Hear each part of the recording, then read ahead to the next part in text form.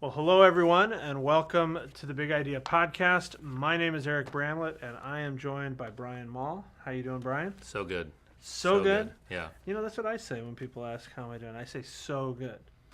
Do you want me to change? Do you want me to come up with a better phrase? Is that your thing too? Sometimes I say better than ever. Better than ever? Or never been better. I don't ever want to say just good or fine. Yeah. So good. So good. So good. So good. Yeah. Well, I'm glad you're doing so good. Do people question that though? Do they say, really? Are you really so good? Yeah, and then I have to break down and start crying. Say it's all facade. Right, it's not true. And then I have to go into what's going on in my life, you know. But that's what small group is for, I guess. Not this podcast. Not this podcast, no. We are talking about a brand new series that's showing up in November, and it is called Relatively Speaking. And it takes us all the way through to the end of November and Thanksgiving weekend, so it's the thing that happens kind of right before Christmas, right kind of in the heart of the fall, and it looks to be good stuff. Tell us a little bit about the series, Brian, kind of what we have to expect from something called Relatively Speaking, and what we're going to be encouraging our attenders to do with this big idea. Cool. So I think the genesis of the idea was we want to have a series that can speak to families but doesn't need to be family specific. Like, here's how to raise a girl that's 13 and having emotional problems. Like, right. We want it to be general, and I think that's exactly where we landed. Like, whether you're single, married, kids, all the kids, you're empty nesters, never could have kids, etc., or you're just talking about relationships with, your coworkers. Relatively speaking, speaks to all that. Because, as you just said, we're talking about words that can revolutionize relationships. We all know words can either lift somebody up or bring somebody down, right? You can be negative and bring everybody down. You can be positive, bring others up. We've all had a good word spoken to us that maybe has changed our life. We've all, unfortunately, probably had people in our life speak down to us that's changed the direction of our life as well. So the goal of this series is to learn to speak some words that will change you and change the people you're talking to. And we're basing it all on wisdom from the book of Proverbs. All right. It's been a long time since we've utilized the Proverbs as a foundation for a series, so this definitely will feel new and good, and definitely practical as far as helping people right where they are in that moment. So all right, great. Well, so you talk about words that can hurt, words that can help, words that we need to apply to ourselves. This first one is almost like a trick word, it feels like. Based on what we just said, yeah. Based on what we just said. But we're talking about week one, and week one, the word is no. The word is no, which, again, sounds contrary to what we were just saying. Yeah. I expect Dave Ferguson to walk in any moment and just say yes. Instead, yes. Not no, yes. But he said yes, we're doing no. He said yes to no. That's amazing. I think the deal with no, the power of a no, there's actually a book out right now by James Altucher called The Power of No that we wrote in here. Also Boundaries by Blackaby, great book. No is really about saying no. Maybe it may not be no forever, maybe just be no for now, so that I can say yes to, the best or to the better. I think we all have an idea what it's like to overcommit, to just say yes to anything, because maybe we're a people pleaser, maybe we're trying to impress somebody else, maybe we want to make everybody happy, or maybe we're just, a person of initiative. We try to get everything done. The more things you commit to, the less you actually get done. The proverb we're basing this off of I love this, Proverbs 25. It says, like a city whose walls are broken down is a man who lacks self-control. And so I think the inability to say no is really like, I hate to say this, but it's a character problem. And so we want to help people develop their character by learning to say no to things that might be important, but so that you can stand by your word, you can actually come through on the things that you say you're going to do, so the quality rises up, so that you're free to, if you have a family, spend time with your family, or you're not constantly saying yes to your boss who's demanding extra things of you. you can say no, you can live at a healthier pace of life. So how do you avoid getting fired? How do you avoid, like, how do you play out the no in a way that doesn't come across as a shutdown? You know what I mean? Because I think, like, that's, because it's, you know, like, I think about, you know, I mean, the weekend after we do this, you know, then all of a sudden all of our ministry teams are depleted because everyone just, they heard the talk and they said, oh yeah, you're right, I'm overbooked, so I'm quitting everything. Yeah. Like where's the balance, I guess, or where's the, you know, how are we going to walk people through that, you know, navigating through that? You act like we've already written the message. Or is that the challenge? That's the challenge. I think that is part of the challenge, but it's, you know, it's learning how to prioritize your life. Essentially, no is about basing the day-to-day decisions you make in your life around what you value most. Mm-hmm. And so ultimately it comes down to a talk on your values. And if you value family and you value your work because you know it helps people find their way back to God, so you're going to learn, how can I say no to the things that aren't in alignment with my values. Mm-hmm. And a lot of times we say yes to so many things that aren't in alignment with our values simply because, you know, it's like there's a fire burning and we think we have to put it out. Right. There's a wheel squeaking, we think we have to put oil on it. Or we're just afraid. We're afraid people won't like us. We're afraid that, you know, people will think poorly of us if we say no in that situation. But you'd rather sort of under-promise, over-deliver than the other way around. And most of America is stretched too thin. We overcommit and then we under-deliver.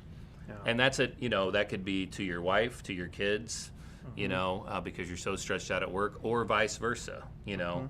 Mm-hmm. So hopefully we'll learn to prioritize our no's and yeses around our values. That's good. All right, I can buy that. And I think when you talk about connecting it, I think, to self-control, then you really do have an opportunity to be a little introspective. And in that respect, you really can't give too many, you know, it's really going to require the listener, the attender, to kind of examine themselves, to figure out, okay, well, what is the difference between my behavior and my values? Because we can't. You just said it perfectly, so I'm going to keep talking because you said it perfectly. we can't tell someone else what to say no to. Yeah. Because their value system may be slightly different. It's going to be different for a single person or a married person or someone well off in their career, someone just starting off in their career, et cetera, et cetera, et cetera, to say no to. This isn't a list of rules we're telling people to say no to. Mm-hmm. It's a value system. Hopefully, we're, you know, basing our values on our relationship with God. That will then lead us to better relationships. That's good. All right. Well, I don't want to go into any more detail on that. No, you don't. I knew it. Week 2, then, Electric Boogaloo. This week, the words that we need to utter and make a part of our life are these 2 words: I understand. I understand. Why is that so important? Well, if it were possible to use no words for this weekend, we would have just gone with no words, but we couldn't do that. It was like an unpronounceable symbol? Is that? Yes. Okay. The artist formerly known as. I understand. No, this weekend is about the power of listening, and how when you listen, it can transform your relationships. Think of all the conversations you've had with, you know, a friend, with a coworker, with a spouse, with a kid, who just said, "You're not listening to me." Right. You know, and you might even say, "No, I've been listening." No, but you didn't hear me. Right. Yeah. And so the power in "I understand" is that we actually took time to listen to the person. Mm-hmm. And so you take a look at, like, you know, I'll talk about marriage just real quick. Dave, is it Eggers? Not Dave Eggers. It's no, he wrote all kinds of books, but not the kind we're going to read. Are you talking about the Love and Respect? Yeah. I don't know what the guy's last name is. But in Love and Eggers, he says that a woman's deepest need is to feel loved. And one of a man's deepest need, and of course we're generalizing here, but is to feel respected. That often happens when you listen to the other person. Right. You listen to your wife, Christy, she feels loved. Yep. She listens to you talk about what you're passionate about, you feel respected. So the goal here is to help people develop a habit of listening and seeking to understand versus seeking to be understood. Yeah, no, that's good. I mean, I think that's, and this goes back to some of the stuff that we've been talking about in some previous series. But when you talk about asking questions and you talk about leading with questions as opposed to leading with statements, I mean, it's just true. When you're able to demonstrate listening, the bond is quicker to form, and you're able to, you're really kind of able to make your next move much more wisely. When you've demonstrated that you are participating in active listening, and I guess that's what I understand demonstrates. I understand what you're saying. See, what was that again? Can I read the text? You can. I mean, please. You probably have it in front of you. It's a good segue. A fool finds no pleasure in understanding, but delights in airing his own opinions. Oh man. That's hitting you right between the eyes. Seriously, right? That's just not right. I can't believe that's in the Bible. How could that be in the Bible? Okay, if you say so, God. Why do you think this is so hard for us to understand? Why do you think it's so hard for us to get?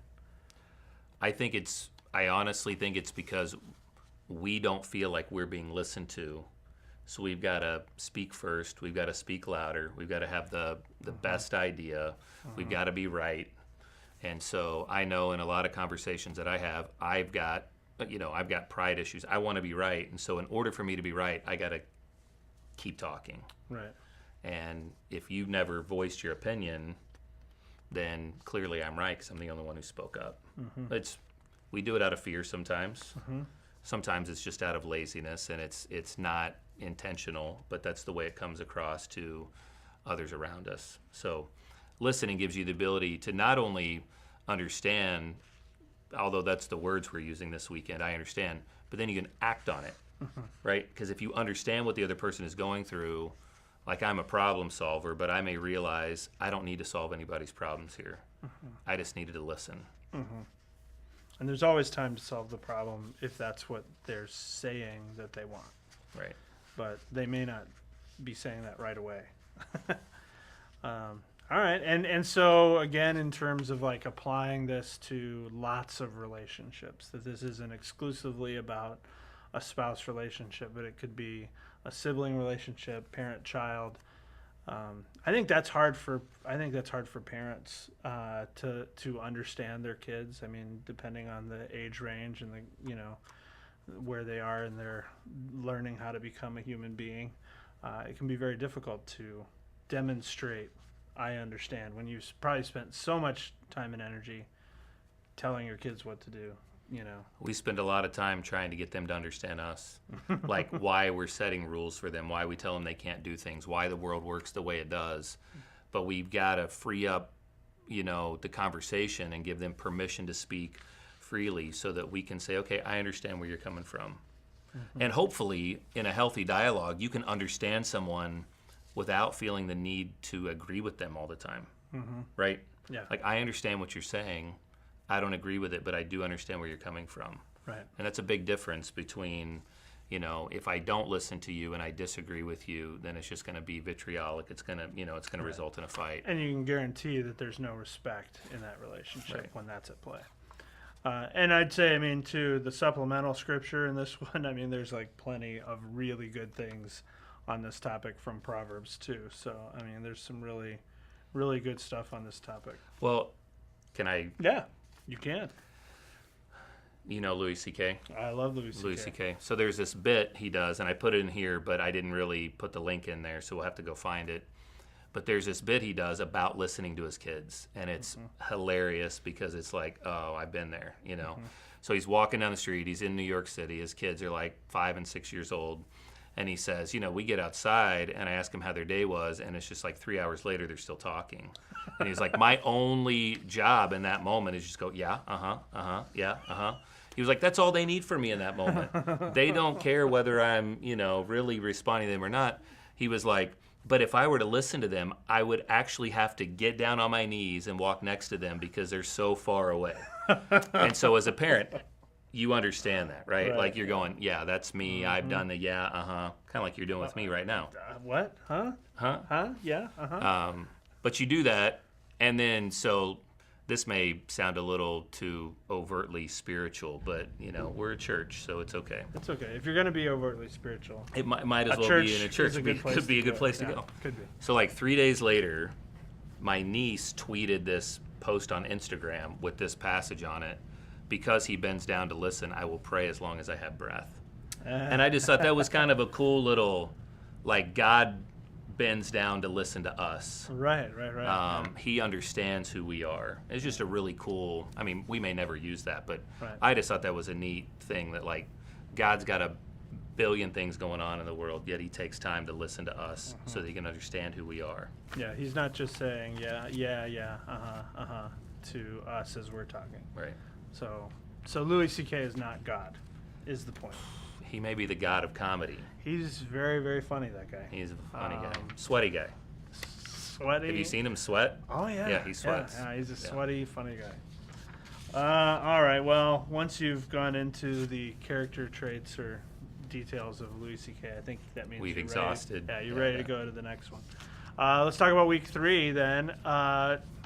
This sounds like one maybe I've heard before, but the words that we're speaking, right? No, that's why we're picking it. So I set you up for that. Yeah.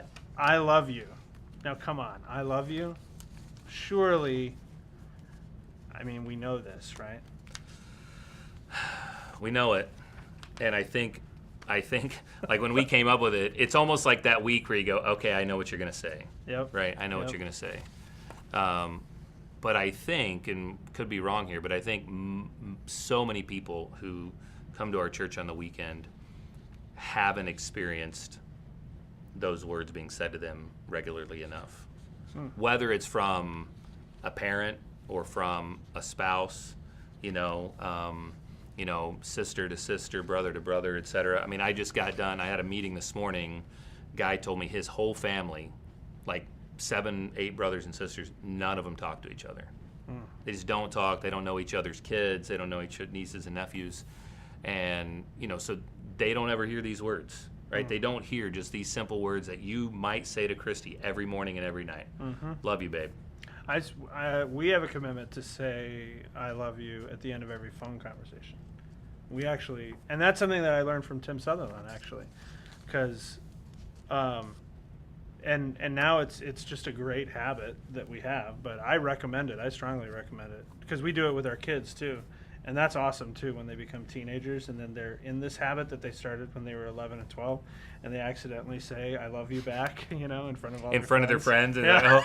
It's the best. What I just say? Oh gosh. But no, I love you is a regular part of our relationship for sure. But it isn't just a habit that's meaningless. It's a habit that has meaning, and I think. Well, here's the thing: imagine not saying it. Right. Like imagine, you would never do this with Christy, but hey, let's be sure we never say "I love you" on the phone to each other.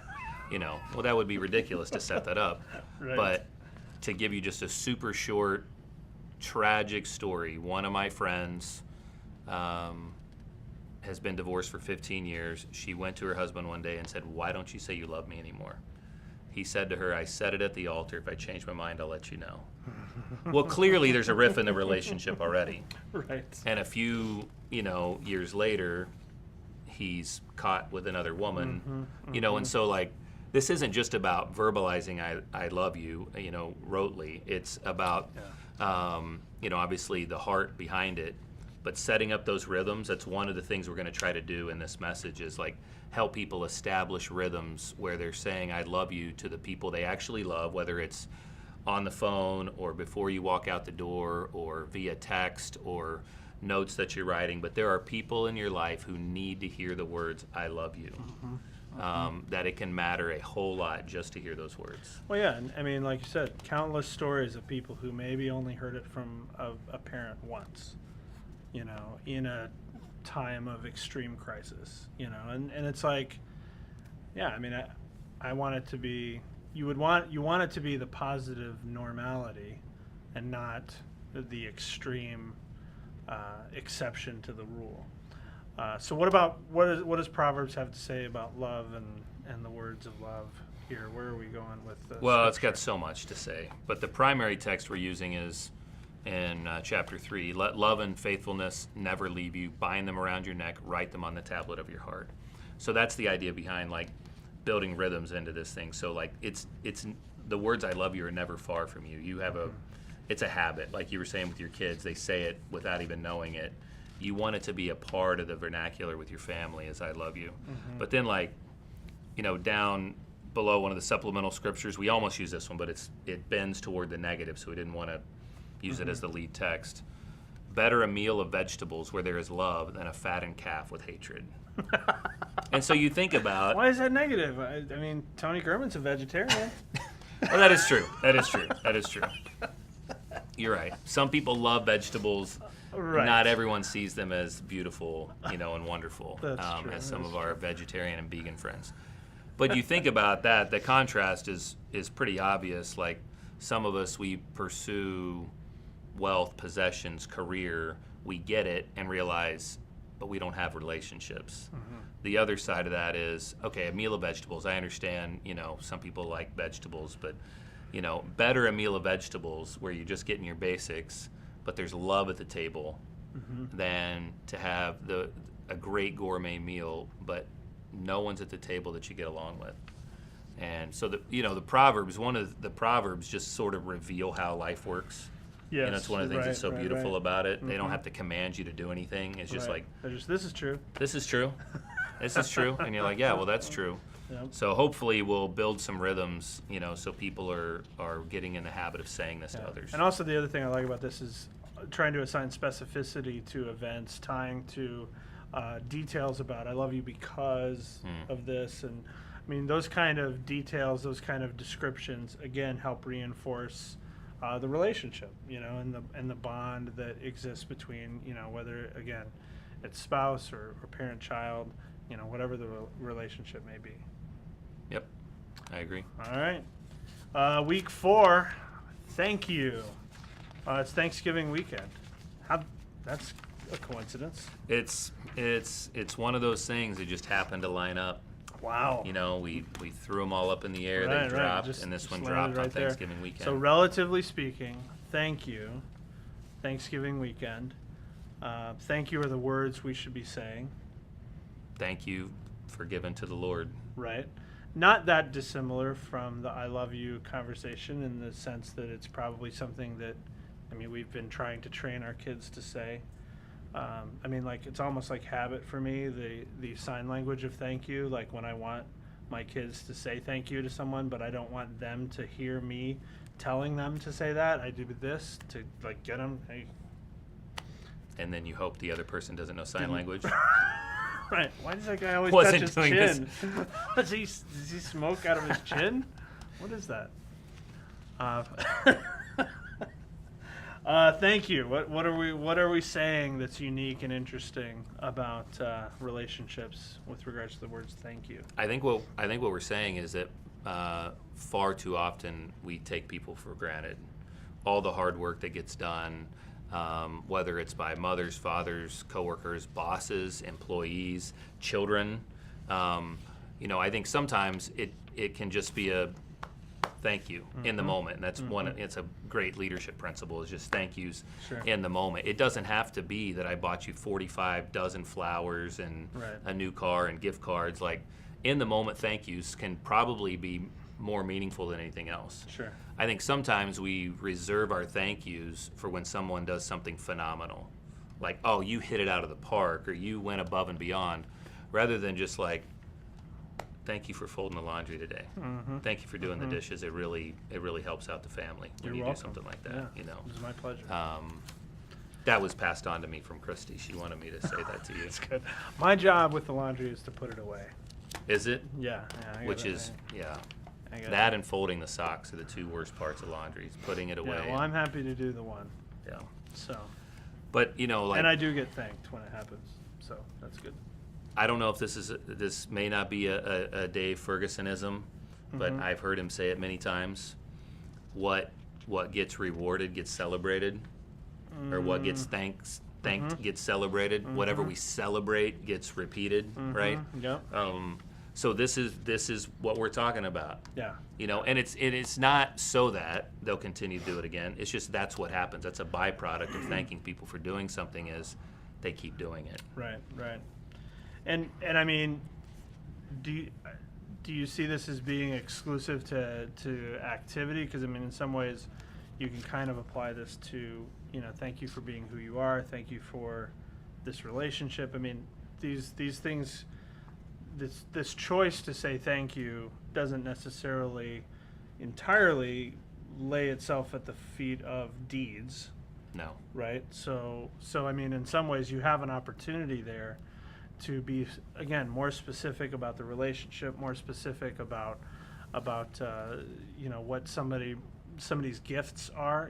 Thank you for sharing your talents with this group of people, because you don't have to do that. You don't have to receive a direct benefit in order to say thank you. Yeah, exactly. And I think we can't say for certain that this will be one of the takeaways, but one of the takeaways we're leaning toward is helping people to cultivate a thankful heart. And so we're going to aim for one of the goals is that people would write down 10 things they're thankful for in the service, and then develop the habit of being thankful by writing down 10 things they're thankful for every day in the month of December. Because this is November 29th, and so during the month of December, write down 10 things you're thankful for, and by the time you get to the third or fourth day, you're going to have to get creative because you've already been thankful for your spouse or for your kids or for your legs that can walk or for your brain. I'm going to be too strategic about that from the very beginning. I'm going to splice and dice all of the character traits of my kids over the. Okay, I need 30 different character traits of Dylan. That gets me 10. Okay. But imagine what that would do. Yeah. If you had to think about 10 ways you're thankful just for Dylan. Right. No, yeah. Then all of a sudden it's like, holy cow, Dylan's way better than I could have ever imagined. Right. I already thought he was awesome. I'm not going to punish him nearly as much for because I'm grateful for what he just did. And I referenced this guy earlier. He's a great writer. He has a podcast, James Altucher, and he says that he writes down 10 things he's grateful for every day of his life. And that's just changed his attitude.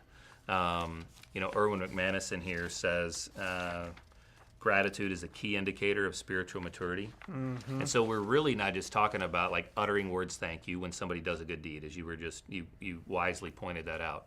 This is really about developing a grateful heart.